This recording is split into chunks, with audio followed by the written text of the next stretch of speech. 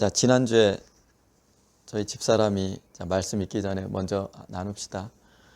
아는 분의 그 이야기를 들려줬어요. 본인 다니는 교회 목사님께 이제 목사님께서 아침마다 좀 긴 칼럼을 이렇게 성도들한테 보내나 봐요. 요즘 가뜩이나 이제 모임을 못 하고 있으니까 이제 그 칼럼이 본인의 마음에 안 들었던 모양이에요. 그래서 그분이 그 집사님이시겠죠. 목사님한테 왜 당신은 목사님은 성경은 신본주의를 말하는데 왜 인본주의로 계속 가르치느냐 이런 맥락이었어요. 그래가지고 이렇게 따지듯한 말을 했나 봐요. 자, 여러분들 어떻게 생각하세요? 자, 이 내용이 사실은 제가 지금 하고 있는 창조의 목적과도 굉장히 관련이 있어요. 성경은 신본주의예요. 그건 너무나 분명해요. 왜냐하면 우리의 존재 목적이 그분을 위해서라고 성경이 기록하고 있고, 지난주부터 지금 네 번째 시간 나눈 것처럼 하나님께서 그 아들을 위해서 세상을 지으셨고 우리도 그를 위해서 존재한다고 이미 성경이 밝히고 있어요. 너무나 명백해요. 그런데 동시에 서신서를 보면 하나님께서 우리를 위해서 그 아들을 보내서 죽게 하셨다라고 말하고 있죠. 그렇죠? 그런 면에서는 인본주의예요. 그렇죠? 그래서 어느 부분을 우리가 돋보기를 두고 확대시켜 볼 건가에 따라서 우리가 한 맥락으로 신본주의로도 볼 수 있고 인본주의로도 볼 수 있어요. 그렇죠? 그런데 내가 여러 번 말했지만 큰 틀, 두 수레바퀴가 움직이는 것 같다고 제가 말씀드렸죠. 하나님은 자신을 목적으로 일을 하세요. 그런데 그 목적을 위해서 인간을 사용하시고 그 인간을 내게 하나님께서 크신 은혜를 베푸시는 것이에요. 자, 이 두 원이 거대하게는 거대한 하나님의 뜻이 원대하게 있고 그 안에 작게 인간을 사랑하시는 하나님의 은혜, 인본주의가 들어있어요. 어떤 의미인지 알죠? 이 두 개가 같이 수레바퀴처럼 맞물려 있어요. 크게는 신본주의지만 그래서 작게는 인본주의예요. 성경은. 이해가 되시죠? 그래서 이 두 개가 조화를 잘 이루시면 우리가 하나님 앞에 까불지 않는 신앙을 할 수 있게 돼요. 내가 어떻게 살아도 구원받았으니까 난 괜찮아 라는 그런 근거 없는 자신감, 그게 어디서 나오냐면 인본주의에서 나와요. 하나님께서 나를 사랑하신다. 이게 지나치게 강화되면 까불면 신앙을 할 수밖에 없어요, 우리가. 하지만 하나님께서 창조의 목적을 그 아들 예수 그리고 자기 자신을 위해서 일하신다라는 거대한 하나님의 뜻 안에서 보면 여러분이 누리는 하나님께서 나를 위해서 죽으시고 그 아들을 보내셨다는 이것은 어마어마한 은혜예요. 이 두 개가 조화되면 하나님 앞에 까부는 신앙 하지 않아요, 여러분들. 내가 어떻게 살아도 용납되리라는 그런 근거 없는 자신감을 가지고 신앙하지 않는다라는 것이에요. 그 조화를 발견하셔야 돼요. 그래서 지금 제가 아는 것들은. 성경은 철저히 신본주의예요. 이건 너무나 당연해요. 하지만 하나님께서 자신을 일을 하시는데 티끌 같은 인간을 들어 쓰시고 우리를 위해서 은혜를 베푸시는 거예요. 그런 면에서는 인본주의예요. 자, 이 두 개가 조화를 이루셔야 돼요. 자, 하나님의 말씀 보십시다. 요한복음 14장 21절부터 24절. 자, 이 문맥은 사실은 13장부터 쭉 이어지는 성만찬 이후에 예수님께서 길게 강화하시는 장면의 일부예요. 그래서 14장 1절 보면 너는 마음에 근심하지 말라 하시면서 쭉 이 강화가 꽤 길어요. 그리고 성령에 대해서 말씀하시고 내가 떠나가도 너희를 고아와 같이 버려두지 아니하고 내가 다시 너희한테 오겠다라고 하시면서 뭘로요? 성령으로. 그러면서 삼위일체 하나님의 근거가 또한 고스란히 드러납니다. 그러면서 20절 그날에 내가 아버지 안에 너희가 내 안에 내가 너희 안에 있는 것을 너희가 알리라 라고 하시죠. 자, 연합, 사귐의 연합. 요한 1서는 서로 사귄다라고 얘기했죠. 예수님을 통해서 하나님 아버지와 성자 예수 그리스도와의 사귐, 연합 가운데 우리도 참여하게 되는 거예요. 요한 1서에 나오죠. 그 내용이에요. 이거 똑같은 내용. 자, 21절 오늘 본문입니다. 나의 계명을 지키는 자라야 나를 사랑하는 자니 나를 사랑하는 자는 내 아버지께 사랑을 받을 것이요 나도 그를 사랑하여 그에게 나를 나타내리라. 자, 내 아버지께 사랑을 받는 방법이 뭐라고 됐어요? 나를 사랑하면 돼. 지금 예수님께서 가르쳐 주는 거예요. 하나님께 사랑받는 법이 뭔지 알아? 나를 사랑해라. 그러면 아버지께 사랑받는다라는 얘기예요. 자, 22절. 가롯이 아닌 유다가 이르되 주여 어찌하여 자기를 우리에게는 나타내시고 세상에는 아니하려 하시나이까. 23절. 예수께서 대답하여 이르시되 사람이 나를 사랑하면 내 말을 지키리니 그러면 내 아버지께서 그를 사랑하실 것이요. 자, 반복되죠. 내 아버지께서 그를 사랑하신다. 어떻게 하면? 나를 사랑하면. 그런데 너희가 나를 사랑하면 내가 한 말도 지킬 것이다 라는 얘기를 하시는 거예요. 자, 24절 반대로 나를 사랑하지 아니하는 자는 내 말을 지키지 아니하나니 너희가 듣는 말은 내 말이 아니요 나를 보내신 아버지의 말씀이니라. 이해되시죠? 나를 사랑하면 아버지께 사랑받고 나를 사랑하지 않으면 아버지께 사랑받지 못한다는 뜻이에요. 그리고 너희가 나를 사랑한다는 증거는 뭐야? 내가 한 말을 지키는 것.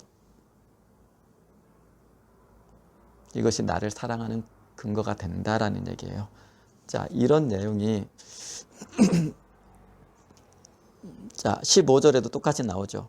14장 15절 너희가 나를 사랑하면 나의 계명을 지킬 것이다 라는 것이에요. 자, 그럴 때 23절 하반절 보세요.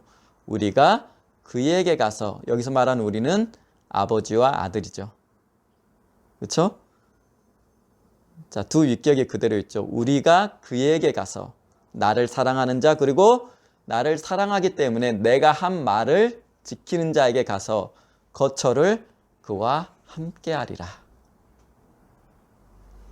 이걸 요한 1서에서 사도 요한이 하나님과 그 아들의 사귐 안에 우리가 들어가는 것이라고 표현을 해요. 또한 이 구절 보면 거처를 함께한다는 말 보면 자, 우리 계시록 말씀도 떠오르죠. 자, 내가 문 두드리고 그가 나를 위해서 문을 열면 내가 그와 더불어 먹으리라 라는 말씀도 떠오르죠. 자, 이런 맥락의 말씀이에요. 자, 천지창조의 목적 오늘 네 번째 시간이에요. 자, 지난주에서 하나님의 사랑의 대상 그분의 아들 예수라는 거예요. 자, 이제 이해되셨죠? 자, 한번 칠판 한번 보세요. 자, 육하 원칙을 들어서 태초에 하나님이 천지를 창조하시니라 라는 창세기 1장 1절을 이렇게 풀어서 써봤어요. 자, 다시 한번 생각을 해봅시다. 누가 창조하셨어요? 천지를? 피조 세계, 시공간의 세계. 누가? 라고 묻는다면 하나님이 라고 우리가 답할 수 있죠. 자, 그런데 이때 하나님은 성부 하나님이죠. 동시에 누가 세상을 천지를 창조하셨어요? 라는데 여기에 뭐가 들으냐면 예수님이 라고 표현할 수 있죠. 하나님과 예수님이 하나님이 창조하셨다라고도 돼 있고 성경은 예수님께서 창조자다라고 돼 있어요. 그래서 여기서 누가 창조했냐라고 묻느냐면 하나님이 그리고 예수님이 이렇게 답하셔야 돼요. 그런데 이분은 두 위격은 하나 되시죠. 그래서 성경에 보면 자, 요한복음부터 서신서까지 한 구절 안에 하나님이 그리고 예수님이 라고 같이 두 위격이 들어있는 구절이 굉장히 많이 나와요. 그래서 이전까지 봤던 요한복음 1장 1절부터 쭉 자, 말씀이 하나님과 함께 계셨다. 그가 하나님과 계셨다라고 성자와 성부 하나님이 같은 구절 안에 이렇게 들어있는 게 굉장히 많이 나와요. 자, 요한복음뿐만 아니고 우리가 아는 서신서도 보면 아버지 혹은 아들, 이게 구절 안에 같이 쓰이는 게 굉장히 많이 나와요. 두 윗기역이. 그러니 누가 했는지 금방 알겠죠. 왜 이렇게 두 윗기역을 같이 쓰는지. 그러니까 이게 낯선 게 아니라는 뜻이에요. 자, 예를 들어 볼게요. 자, 서신서 같은 데 보면 이런 식으로 많이 써요. 초반부터 하나님과 주 예수 그리스도의 종이 된 바울은, 자, 이런 맥락이 베드로도 쓰고 사도 야고보도 쓰죠. 하나님과 주 예수 그리스도의 사도된 사도 야고보는 이렇게. 그렇죠. 자, 한 구절 안에 성부 하나님과 성자 예수님이 같이 쓰여요. 자, 그러니까 이게 굉장히 낯선 게 아니에요. 누가 천지를 창조하셨어요? 성부 하나님 그리고 성자 예수님. 이렇게 성경이 직접 기록하고 있어요. 그러니까 이게 낯선 용법이 아니라는 거예요. 그럼 언제 창조했어요? 태초에. 이거는 자, 물리세계의 시작. 자, 물리세계의 시작. 이 말은 무슨 말이에요? 하나님은 물리세계 시공간의 바깥에 초월해 계신 분이란 뜻이죠. 자, 다시 말해서 이 물리세계는 하나님 안에 존재한다는 것이에요. 그리고 시공간의 세계, 반면 그 밖에 계신 하나님은 영원의 세계에 거하시는 분, 영원이시고 영원 자체이신 분. 그래서 영원이란 말은 하나님에게만 쓸 수 있는 단어예요. 자, 그런 얘기도 했었고, 그럼 어디서 창조하셨어요? 하나님은 장소가 없죠. 장소는 시공간에서만 존재하는 개념이에요. 자, 장소 밖, 시공간 밖에서 계시는 분. 그래서 그분을 표현할 때 뭐라고? 영원. 그러니까 굳이 이걸 묻는다면 그래서 영원에서 창조하심이라고 답할 수 있겠죠. 그 다음 무엇을 창조하셨어요? 천지, 시공간의 세계, 물질 세계, 피조 세계. 어떻게 창조하셨어요? 말씀으로. 성경이 직접 기록하고 있죠.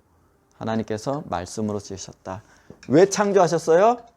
그 아들을 위해서. 골로새서에 나오죠. 그를 위해서 창조했고, 히브리서에 나오죠. 모든 만물이 그를 위해서. 그가 누구예요? 예수 그리스도.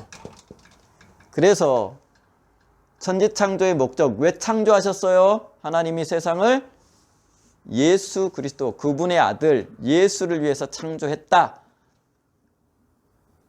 이게 이제 성경 전체를 보는 틀이에요. 그러면 우리가 금방 알 수 있죠. 하나님이 누구를 사랑하신다는 얘기예요. 그렇죠. 하나님의 사랑의 대상은 예수 그리스도예요.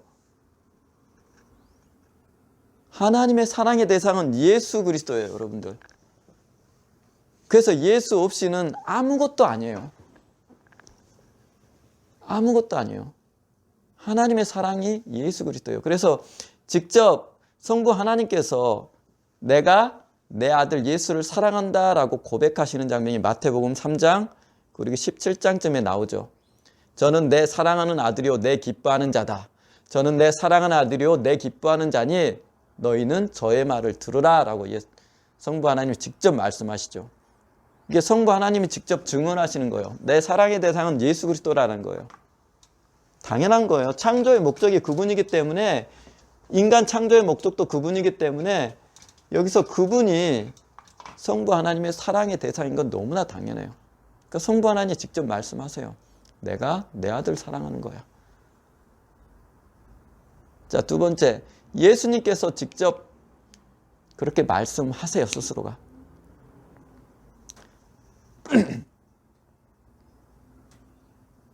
자, 요한복음에 보면 특히 그런 말씀이 많아요. 자, 요한복음 3장 35절에 이렇게 기록되어 있어요.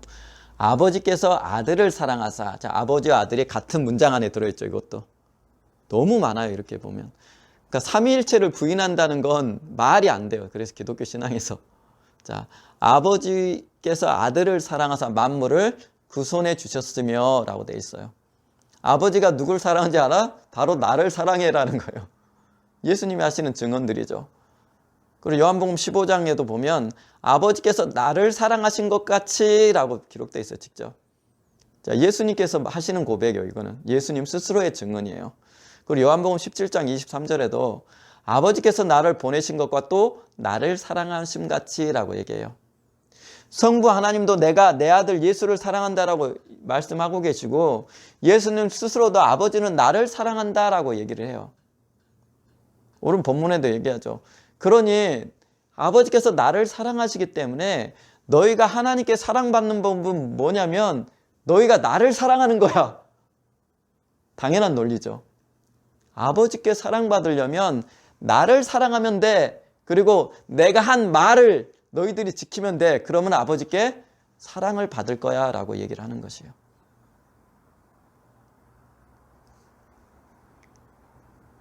자, 너무나 당연한 거잖아요.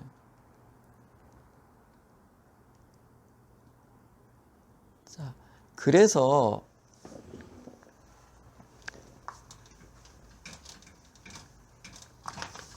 우리가 하나님의 사랑을 받는 방법, 예수님께 가르쳐준 대로 그 아들 예수를 사랑하고, 그리고 그분의 입으로 나온 그 말씀, 그 말을 그대로 순종하는 것, 이게 하나님께 사랑받는 방법이에요. 그리고 동시에 우리가 이 예수를 사랑한다는 방법, 사랑한다는 것은 결국 누구를 사랑하는 것이 돼요? 성부 하나님을 사랑하는 것이 되는 거죠. 이게 요한복음의 논리예요. 직접 예수님도 이렇게 밝히고 있고, 여러 차례 이런 맥락의 말이 많이 나와요. 예를 들면 이런 거예요. 자, 아버지께서 나를 보내셨다. 그렇죠? 아버지께서 나를 보내고 내가 너희를 보낸다. 그런데 내가 보낸 너희를 영접하는 그 사람은 결국 나를 영접하는 것이고, 나를 영접한다는 것은 우리 아버지를 영접하는 것이야.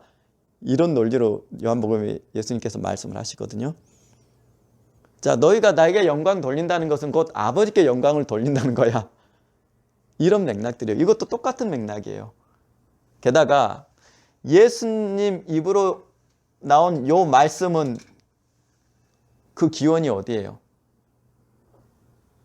자, 오늘 본문에 나오죠. 오늘 본문에 24절. 너희가 듣는 말은 내 말이 아니요 나를 보내신 아버지의 말씀이다 라고 얘기하죠. 결국 예수의 입으로 나오는 이 말씀을 지킨다는 것은, 순종한다는 것은 결국 누구의 말을 순종한다는 얘기예요? 하나님의 말을 순종한다는 얘기예요. 똑같은 맥락이죠. 그리고 요한복음 12장 제일 마지막 구절에 나오죠. 내가 한 말은 내가 자유로 한 게 아무것도 없어. 하나님께서 내가 할 말과 이를 말을 다 내 입에 넣어준 거야. 그 말 내가 그대로 해준 거야. 그러니 이 논리는 너무나 당연하겠죠. 자, 그러니 나를 사랑하면 아버지께 사랑받고, 나를 사랑한다는 것은 아버지께 사랑을 받는다는 것이야. 나야, 나. 그러니까 아버지께 갈 때도 누구를 통해서만 갈 수 있어요? 그렇죠. 내가 길이야. 나로 말미암지 않고는 아버지께 간다는 건 불가능해. 내가 아버지 사랑의 대상이거든. 그래서 기독교 신앙에서 예수 중보를 되게 단순하게 생각하는데, 예수를 통과하지 않고는 그 어떤 것도 존재하지 않는 이유가 여기에 있는 거예요.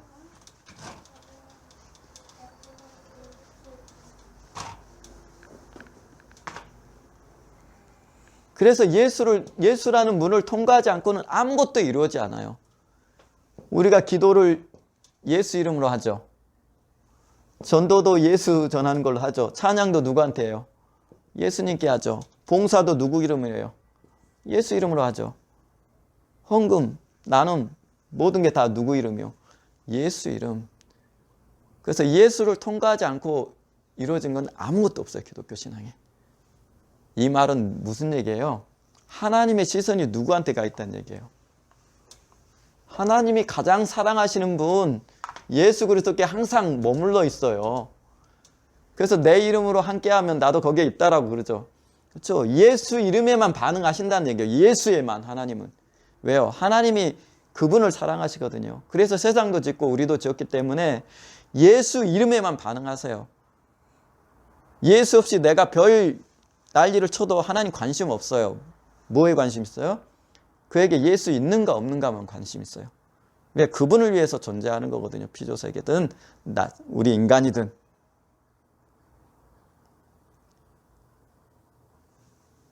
이분 때문에 피조세가 지어졌기 때문에 창세기 1장에 보시기에 아름다운 거예요.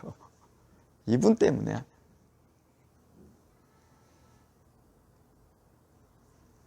제가 이런 얘기 하는 이유, 아까 초반에 말했듯 하나님의 말씀을 떠나서 내 마음대로 살아가면서 내가 이미 예수를 주로 고백했기 때문에 내가 어떻게 살아도 상관없어, 하나님이 용납하셔야 할까라는 근거 없는 자신감 갖지 말라고 얘기를 더욱더 하는 거예요.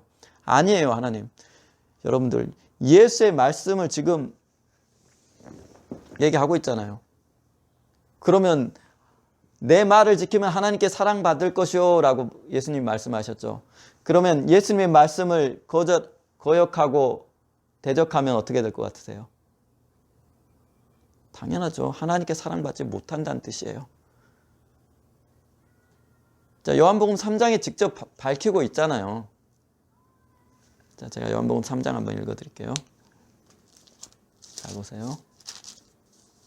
자, 하나님께서 아들을 사랑하사 만물을 다 그의 손에 주셨으며, 하나님께서 누구를 사랑하세요? 아들을 사랑하신대요. 그래서 36절, 아들을 믿는 자에게 영생이 있고, 그래서 왜 우리가 예수 믿어야만 구원을 받아요? 그 얘기하는 거예요. 하나님께서 아들을 사랑하시기 때문에 아들이 없으면 관심이 없어요, 여러분들. 그래서 아들을 믿어야 구원을 받는 거예요. 하나님의 시선이 아들에게 있어요. 그러니까 우리는 아들 덕에 구원을 얻는 거예요. 자, 36절. 아들을 믿는 자에게는 영생이 있고 아들에게 순종하지 않으면 영생을 보지 못하고 도리어 하나님의 진노가 그 위에 머물러 있다라고 얘기하죠. 근거 없는 자신감 갖지 말라는 거예요. 내 마음대로 살면서 내가 과거에 교회 와서 신령함도 경험하고 은사도 경험했기 때문에 난 너무나 확실해, 구원이. 아니라고 그랬어요. 아니에요, 여러분들. 결코 그렇게, 그거 아니에요. 하나님의 관심은 철저히 예수에게 있고, 지금 본문에도 말했지만 내 말을 지키고 내 계명에 따를 때 아버지께 사랑받는다 그랬죠. 근데 지금 요한복음 3장 뭐라 그래요? 그러니 내 말에 순종하지 않으면 하나님의 진노가 그에 머물러 있대요. 하나님의 시선이 어디가 있는가 정확하죠. 예수 그리스도께 가 있어요. 그래서 그분의 말에 불순종하면 하나님의 진노하신다는 거, 그에게. 우리가 아니에요. 하나님의 시선이 우리에게 있는 것이 아니에요. 하나님의 시선은 예수를 위해 우리가 사용될 때, 아까 제가 인본주의 얘기했죠. 에? 그때 하나님의 시선이 우리에게 동시에 되고 그분의 사귐 안에 우리도 넣어주시는 것이에요. 그분의 시선은 철저히 그분의 아들 예수 그리스도에게 있어요. 그래서 근거 없는 자신감 갖고 룰루랄라 살지 말라는 거예요. 아들에게 불순종하면 하나님의 진노가 그 위에 머물러 있대요. 너무나 단순하죠. 창조의 목적이라는 시각을 가지고 한번 들여다보세요. 그럼 메인이 뭐예요? 하나님의 메인은. 하나님의 시선은 철저히 예수에게 가 있어요. 예수 없이면 아무것도 없어요. 그러니까 그 믿음을 누구에게, 그럼 하나님께서 믿음을 요구하실 때 누구에 대한 믿음을 요구하시겠어요? 그렇죠. 예수예요. 예수에 대한 믿음을 요구하세요. 예수에 대한 믿음을 요구하시고 그 믿음은 동일하게 하나님에 대한 믿음이 되는 거죠. 우리가 바라봐야 될 게 누구예요? 예수 그리스도예요. 그러니까 예수님도 말하잖아요. 나로 말미암고는 그래서 아버지께 갈 게 없다. 아버지께서 나를 사랑하신다. 그러니까 나를 통과하지 않고는 없다는 거예요. 없어요. 이게 인간의 쓰임새죠. 자, 그러면 창조의 목적이 그분의 아들이고, 그렇기 때문에 하나님께서 그분의 아들을 가장 사랑하신 거고, 그렇기 때문에 세상도 존재하고 나도 존재의 이유가 있는 거예요. 그러면 신구약이라는 성경의 주인공이 예수라는 것은 너무나 당연하죠.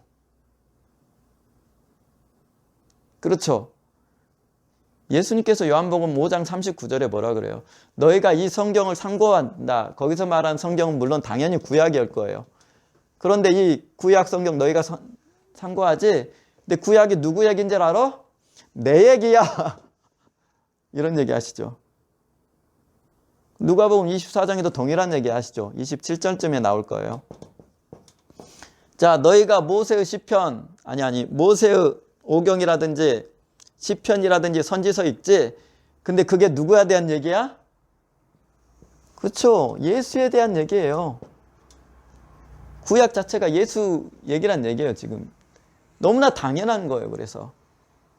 성경이 예수 얘기란 얘기 한마디로. 그러니까 성경의 주인공이 예수다, 나다라고 예수님 또한 스스로 말씀하시는 거예요. 그래서 너희가 분명히 모세의 글을 읽었으면 나를 믿었을 텐데 이상하다라고 생각하신 거예요, 예수님이. 왜요?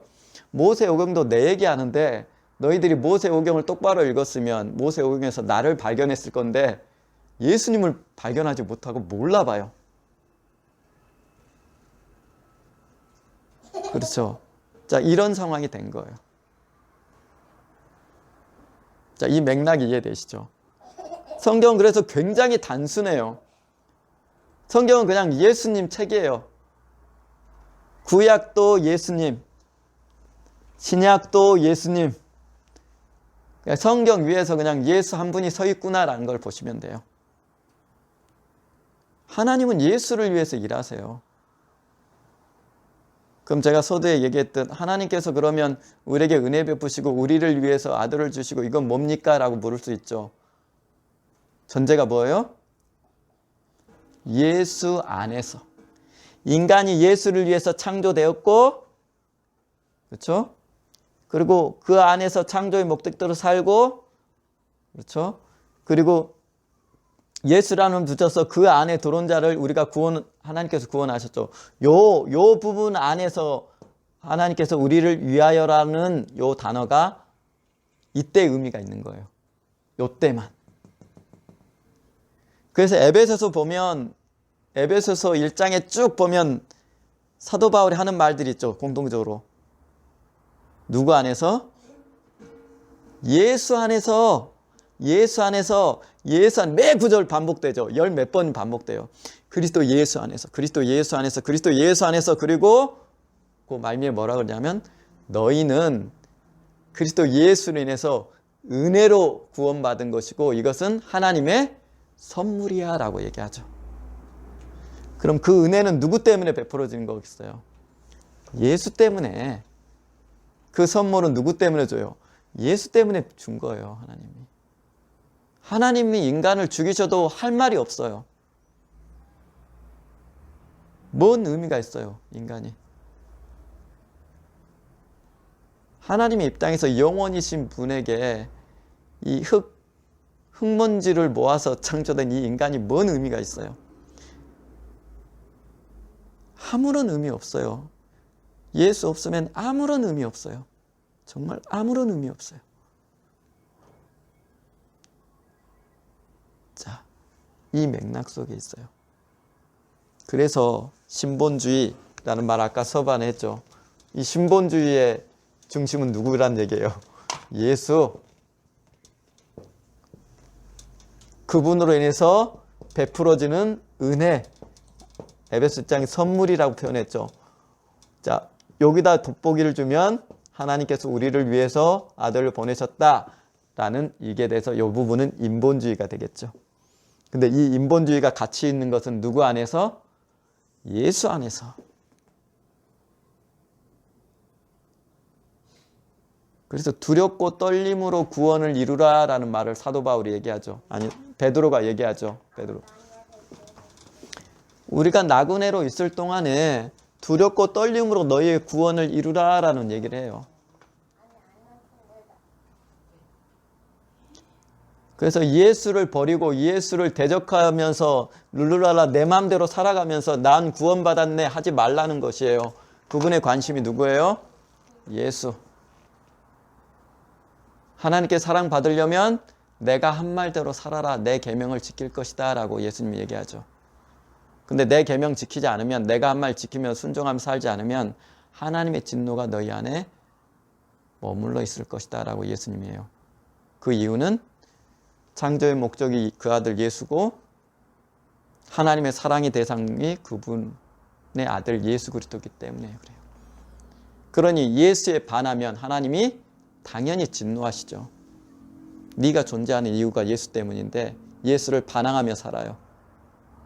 당연히 하나님이 진노하시는 거예요. 그리고 그런 맥락에서 성경 자체는 예수 그리스도가 주인공, 예수의 중심, 성경을 한마디로 표현하면 예수 그리스도 그거 하나예요.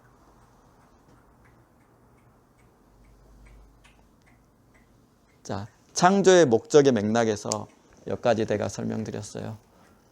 자, 다음 주에 이어서 해보겠습니다.